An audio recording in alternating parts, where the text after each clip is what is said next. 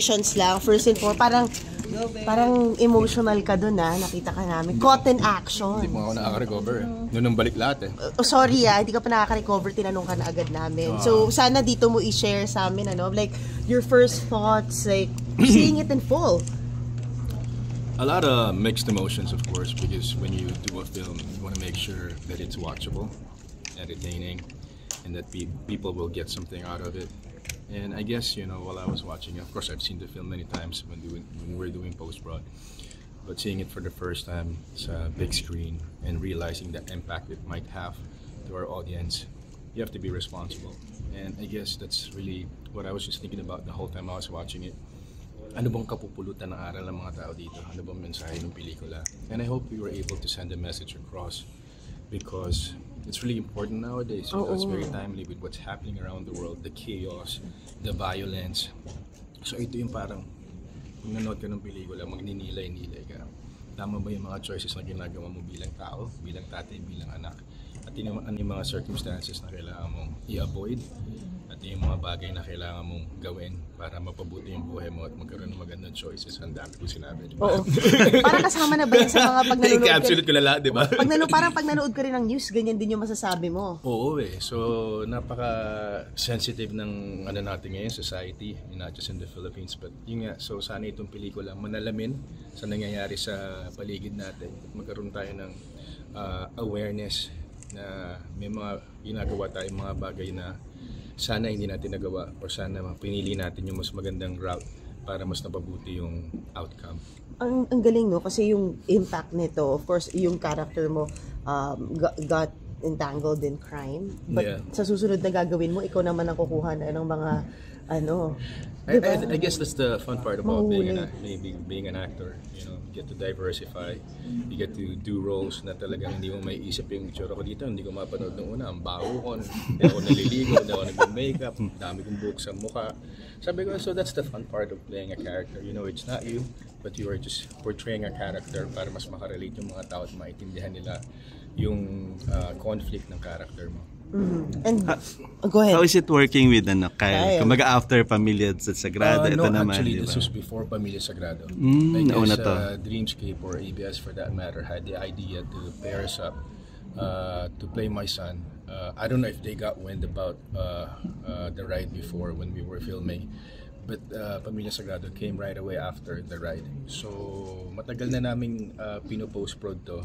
Nauna lang siya sa Pamilya Sagrado and then dumire-diretso na nga yun. Kaya pala, Papa P, yung rapport nyo ni Kyle is like... sa pamilya. Sobra talagang 18 years old pa lang yan. Kasi Kyle, nung nagsimula kami dito, tapos dumiretso pa sa Pamilya Sagrado, anak ko rin siya. So ganyan talaga yung closest namin because of that. And syempre, bata yan, gagabayan mo yan. And you wanna be able to show him the ropes of this business. And hindi lang naman siya marami tayo nakakasama. Pero ito nga, to be given this chance to play the co-lead, di ba? Malaki rin responsibilidad para sa bata. Nandiyan ka para i-guide siya, para iparamdam sa kanya na, basta gawin mo lang ng tama yung trabaho mo at huwag papasok sa ulo mo, then you'll go places. Ang galing, Papa P, ang dami mong mini-mentor, no? I don't wanna call it mentorship, because at the end of the day, I'm not selfish. I'm just doing my part to be a team player.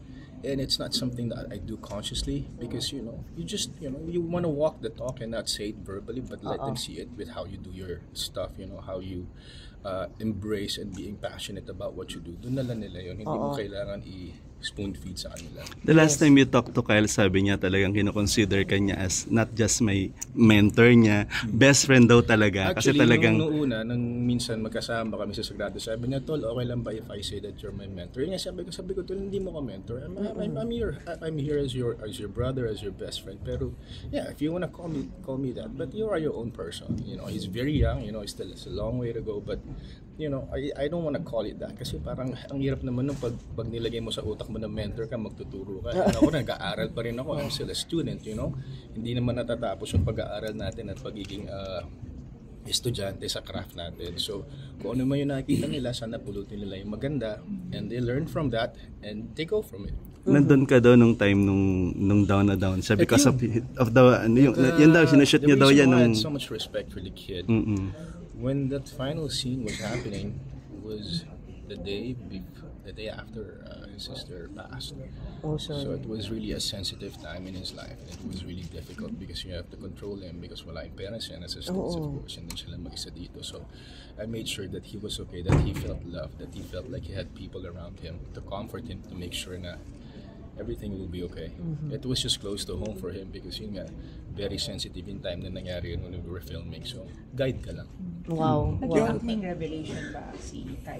Wala naman kasi akong expectation sa kahit na sino kasama ko eh. Pero ang sa akin, ang maganda doon sa bata is that yung willingness niya na maging open, hindi maging mayabang but open to new learnings, and syempre sa edad mo yun talagang lahat bago pa eh. So ito bago yung role, bago yung kasama mo. So nakikinig naman siya at madaling matuto at nakita mo naman napaka-raw. Yun ang maganda pag yung kasama mo, you're on the same page and you know the intention of what you're doing and you give it your best. You know, you commit fully, more than 100%, and that's what I saw in Kyle. Siya daw ang next Piolo Pascual after. Baka mas matangkad siya sa akin. Mas malagpasan pa niya yan. Yun na marami sila. You know, I have a lot of young friends right now, obviously. And I know they can go places as long as they play their cards well. May upcoming projects ba with Kyle or Marami kami conceptualize. Bella Padilla, of course, coming from the success of their movie. Before Stella, Bella already was working on a script for a film between the three of us. And also there's another series that she's working on with another team. So hanggang mabuo na yung mga script, hanggang mabuo na yung mga konsepto, dire-diretso yan. So sana. Ano bang reason bakit matagal ito? Yung labas? This was during the pandemic eh. And at that time, we really wanted a theatrical release. And it's hard because you know, kailangan mo munang balansein or kailangan mong i-test yung ano ba yung kalagayan ng industriya natin sa film industry. And we didn't want to risk it because hindi naman siya typical rom-com. It's not your mainstream kind of film.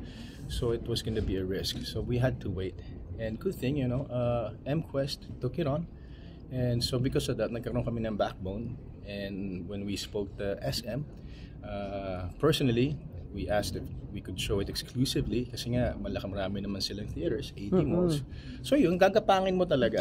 So and then you wait for the right timing. I believe na lahat naman ng bagay may tamang pagkakataon na ipalabas. So it's not about kailangan mo ipalabas o no. I-polish mo muna. And we went through a lot of FGDs, so many post-production stuff na talagang kailangan kasi ultimo to the last second to the last beat, kailangan alam mo yung binibigay mo. And as a production company sa Spring Films, matagal na kami hindi gumagawa. So ito talaga yung pet project namin with Cornerstone. Kailangan talagang siguraduhin na maayos sana yung produkto. Sana naman nagustuhan nyo. Oo. Ito yung pagbabalik action mo na after Gulat a long din ako time, di ba? May nag-action pala ako. Tapos sa susunod, Ganun din naman, di ba? Probably The Kingdom. Kingdom action daw nga pala. Pero grabe yung Spanish action pack also dito. action. Wala Sorry. na. Grabe yung action pack mo dito. Any challenges you encounter during the shoot? Marami kaming chase scenes, marami kaming fight scenes. Motor ako, nag-iiswala yung kotse. So talaga ang daming risky fun. Pero ang lakas kasi talagang yung testosterone talaga lahat nasa taas eh. Tapos puro lalaki pa. So ang bilis ng pacing, ang galing ni director, and he knew what really wanted out of us. So nag-enjoy kami doon sa proseso. We were in Quezon, lock-in kami for a couple of weeks hanggang matapos namin. May aksidente bang nangyari or parang Nung isang injuries? scene namin, napakap kami dun sa bridge yung sa opening kasi nagka-COVID yung director namin. So pack up. So sabi ko, paano to? Gastos na naman, patay. Pack up yung eksena. Yun lang yung downside pag may mga ano. Pero walang aksidente nangyari. Yeah. So you're over and done with romantic. You're romantic. No, you know what? I was just thinking about that. I grew up doing rom-coms all my life. Siguro more than 20 years, more than half of my career. And then when I started with Malyari, horror, tapos nag-Gumbursa ka, period. Tapos nagtita Kingdom ako, na ganun din, action. And then ito on the right. Tapos yung ginagawa ko ngayon, family drama naman, sa Star Cinema, and then gagawin ko yung Manila's Finest. na period din. So sabi ko, nasan yung rom-com? Oo. Di ba ang galing? Because at this point, at my age, I'm really blessed and fortunate enough to say na I'm able to diversify in terms of the roles that I get to play because meron ng avenue, meron ng window because of the streaming right now. Mas nakakapaglaro ka na, hindi ka na stuck sa rom-com. So I'm really happy that I'm able to choose roles or do movies na hindi necessarily rom-com. Do you think yung pagbabalik ng mga Pinoy sa action film, di ba parang medyo na humihina yung... more than action films, yung pagbabalik nila sa sinehan. When Conjuring broke box office records, 70 million in one day. Wild. Pati natin kaya yun.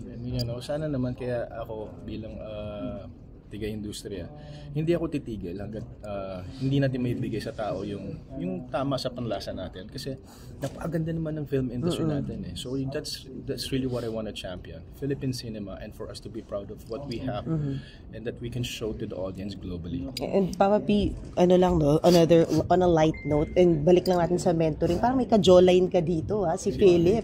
Anak ko? Ay, anak ko pala. Pamangkin mo, dala mo. Anak ko Ano ba bigla ito? yung Mag-showbiz pamangkin din ba siya? Yes, I was surprised because he was born and raised in the States. And then growing up after college, sabi niya, Uncle, I wanna be in showbiz. Sabi ko, talaga ba? Pwedeng pigilin. So sabi ko, siguro kasi nakatinala yung trabaho. And even my son who happens to celebrate his birthday today. I mean, I'm just happy because hindi mo sila pipilitin. As ako nga, my son was growing up. I kept discouraging him. Sabi ko, paral ka muna, tapusin mo muna para at least may laman yung utak mo pag artista ka. And yun, hindi mo mapipigil ang pag gusto ng mga bata. Ang sweet nga ng message mo kay Inigo. Kulang pa yun. Yes! Page, not to discredit Kyle, pero bakit di na lang si Inigo yung kapartner mo? Too close. And when this was offered to me, it was pitched to me with Cornerstone. Si Kyle yung... Bakit nga ba si Kyle? Si Kyle yung first choice ba? For the role. Kasi si director. Tagal na kasi pero si Kyle yung napili nila at that time.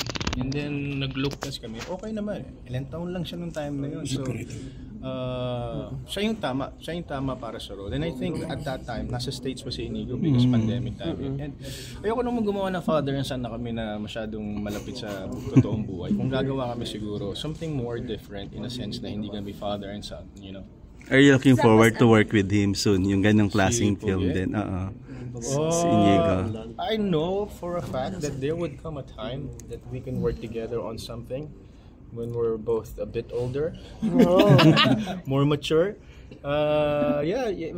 It's all about the concept. Pag may magandang concept na dumating, mahirap umindi. Ako, I'm a sucker for good stories. Kahit na hindi ko na kayang gawin, pipilitin ko. Basta magstuwa ko yung isang konsepto such as this. When it was pitched to me, I said, direct, gawin na natin agad yan. So, it happens when it's the right project. Kamusta na po ba siya ngayon? Anong ginagawa Si ni... Inigo is in LA. We're touring next month. We have a show in Vegas in October. Then we have ASAP in Vancouver. And then he'll come home for a show. That's he's gonna do here. So I'm excited for that because it's something that he's been looking forward to. And yeah, he's gonna come home very soon. Page, while this is packaged as an action film, meron pa ring drama kasi that's where you're good at. Is that intentional na kasama? Hindi naman siguro. Ako, hirap na hirap ako na pinapanood ko kasi nga bigat-bigat. And then, bilang tatay, tatanga-tanga ka kasi. Ba't mo sinama yung anak mo? Ba't ganyan kasi buhay mo? Pero may mga tao talaga ng pagkapit sa patilim, hindi ka na nag-iisip ng tama. So kasama na yung emotional whirlwind doon. Kasama roller coaster na alam mong kalakip yan sa mga kalokohan na ginagawa mo. Tapos kasama pa yung bata. So when I was doing the narration, yung voiceover, I had to stop a couple times because I was crying. Parang hirap kasi parang paano ka magkakaroon ng retribution? Paano mo ba i-explain sa anak mo na, anak, I'm sorry, hindi ako mabuting tao. And yet, nandiyan na yan eh. So, kasama yung mga emotional and dramatic scenes doon. By the way, when we did the last scene, yung ending, nag-method pa kami ni Kyle. Kasi of course, we had to come from a whole one day lang nangyari, di ba? Kailangan mabaho ka, kailangan hindi ka naligo, kailangan pagod na pagod ka na, mamamatay na ako. So what we did, hindi kami naligo the day before, dumiretso kami sa set nang walang tulog. Kaya pagod na pagod kami, which really worked. And all respects for Kyle kasi alam mong ibibigay mo yung kailangang hinihingi para sa eksena. At saka malaki yan, malaking screen yan, nakita lahat. So yeah, that's just how I appreciate cinema. You have to do what is asked of you and just really have to deliver because yun ang hinahanap ng character ng istorya. So, Papa P, reaction mo lang syempre, of course, lahat ng mga your films are political, and